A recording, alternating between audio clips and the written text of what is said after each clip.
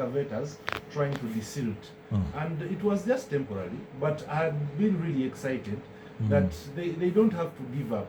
If you are supposed to desilt on a daily basis, then you are supposed to do it. However, when you are desilting, where are you putting that silt? Where are you putting that soil? Okay?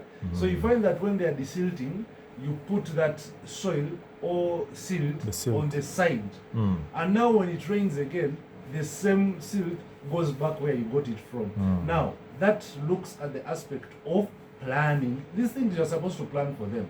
You can plan for an excavator, but you don't have access route. Just like how you are discussing with the fund during the fire and rescue operations.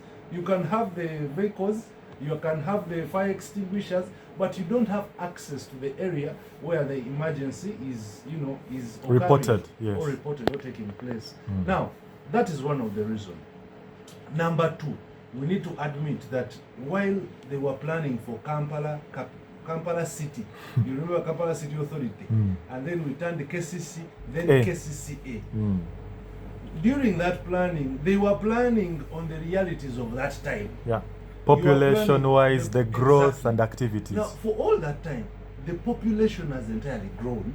We have had census reports, quite many of them. And when you look at the amendment of the planning of the city, is not speaking to the seasonal pressing issues. By seasonal pressing issues, I mean that whenever it's summer, we are okay. But when it is winter, it is obvious. Yes. Where the area will flood, we are used at bata. When it floods, we remove our things and blah blah, and then life moves on. At Chambogo, when it floods, we shall remove our we have made this abnormality, or rather this unfortunate actually, it is a occurrence normal. It is now a curriculum. We have normalized it. We have normalized it.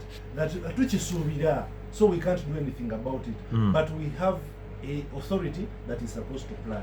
So entirely, for us to hold somebody accountable, we can't hold individuals accountable because the individuals serve and live. Floods have been there right even before Jennifer Musisi, during her tenure and after her tenure.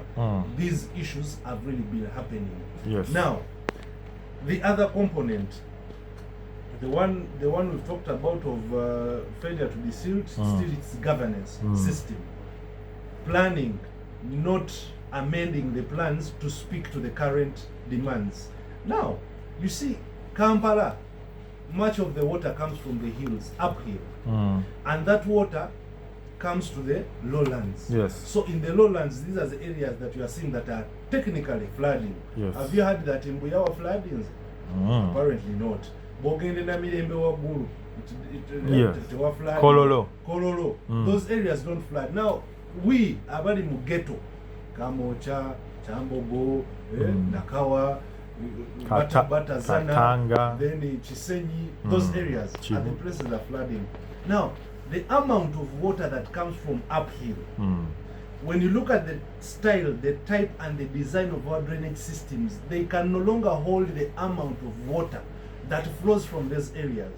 And even uphill, that water could be arrested if there were tributaries uphill, that you minimize the amount of water that finds its course to the main channel, Nachivovo channel.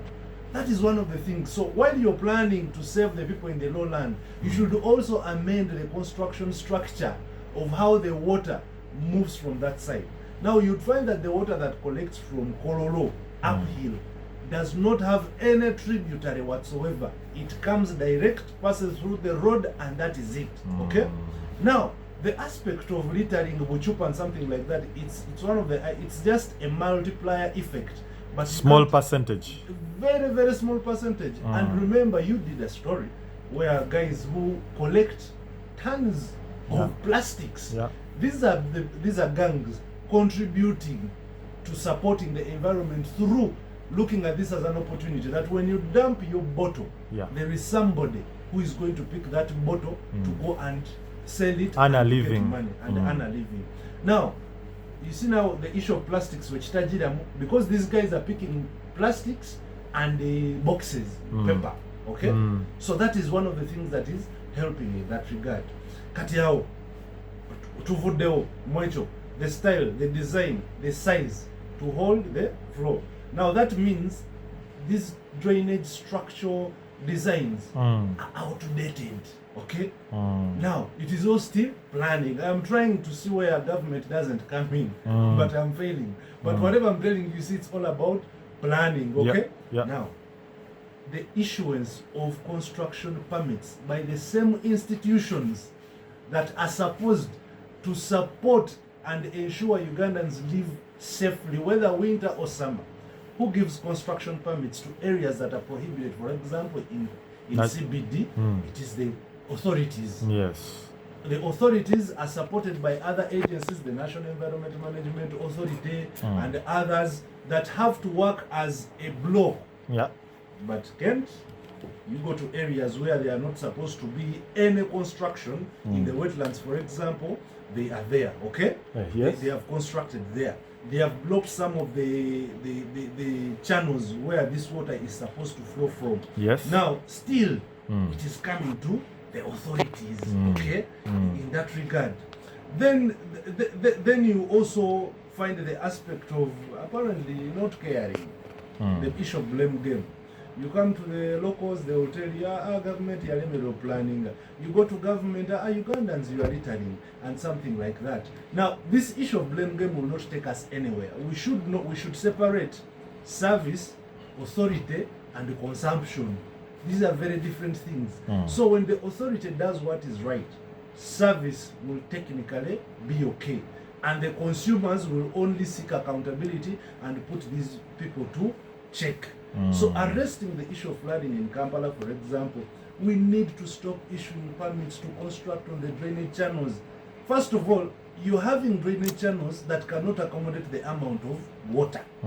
But now you're now closing it and constructing buildings on top of that drainage channel, which makes cleaning. For example, a closed drainage channel. My brother Tony Kent, you saw how the gangs used to go, and in the video goes in that closed drainage route just to unblock certain, certain substances or even silts and the like. Silt and the like, where these desilting machines cannot reach. It is the human beings who are there. So now it brings to a debate. Does Kampala as of now need an open drainage channel or a closed drainage channel?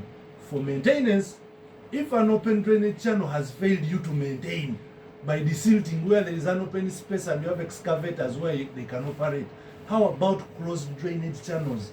And we going into a catastrophe and a problem?